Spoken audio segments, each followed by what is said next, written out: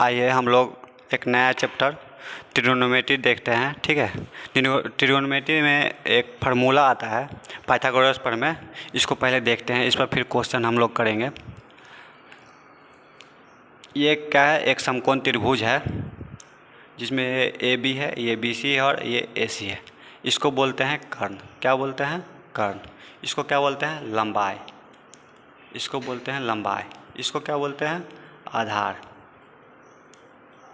ठीक है, इसमें एक फार्मूला आता है कर्ण स्क्वायर इजकल टू लंबाई का स्क्वायर प्लस आधार का स्क्वायर। क्या बोलते हैं? लंबाई का स्क्वायर प्लस आधार का।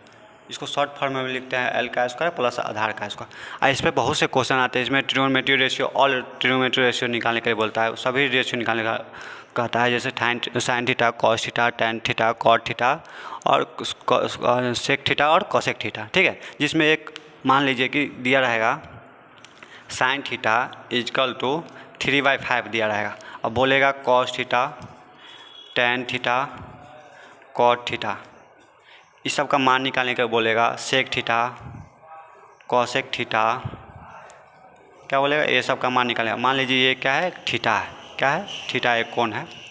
और साइन थीटा वाला 3/5 दिया हुआ है। इसमें साइन थीटा वाला होता है लंबाई बटा कर्ण। क्या होता है? लंबाई बटा कर्ण।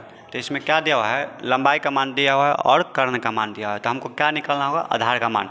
आधार का मान निकालना होगा। साइन थीटा वाला 3/5 है, 3 लंबाई दिया हुआ है और कर्ण 5 दिया हुआ है। कर्ण कितना दिया हुआ है? 5 दिया हुआ है। और लंबाई कितना दिया हुआ है? 3 दिया हुआ है। हम लोग को निकालना क्या है? आधार। और आधार निकालेंगे हम सब ट्रिग्नोमेट्री रेशियो, उसके बाद हम लोग निकाल लेंगे। ठीक है, जैसे कर्ण स्क्वायर बराबर होता है लंबाई का स्क्वायर प्लस आधार का स्क्वायर। कर्ण कितना दिया हुआ है? 5। तो 5 का स्क्वायर इजकल टू ये हो जाएगा कितना? 3 का स्क्वायर प्लस आधार का मान तो हमको निकालना है, तो कितना हो जाएगा? आधार का स्क्वायर। देखिए 5 का स्क्वायर करेंगे कितना आएगा? 25 इजकल टू कितना हो गया? 3। 3 का स्क्वायर करेंगे तो 3 × 3 बराबर कितना हो जाएगा? 9 प्लस आधार का स्क्वायर। इसको इधर ही रहने देंगे, इसको इधर ले जाएंगे। मान लीजिए आधार स्क्वायर इजकल टू 25 माइनस 9, कितना हो जाएगा? आधार स्क्वायर इजकल टू 25 में से 9 गया, कितना आ जाएगा? 16। इधर से ये स्क्वायर हटेगा और इधर से रूट हट जाएगा। क्या हो जाएगा? इधर से स्क्वायर हटेगा, इधर रूट चढ़ेगा। और रूट 16 का मान कितना होता है? 4।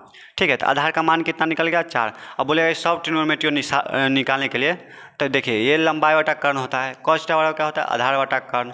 क्या होता है? आधार बटा कर्ण। टेन थीटा वाला क्या होता है?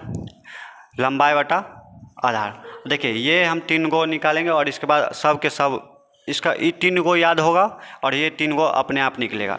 मान लीजिए टेन थीटा का मान होता है क्या? लंबाई बटा आधार। क्या हो जाएगा? आधार बटा लंबाई।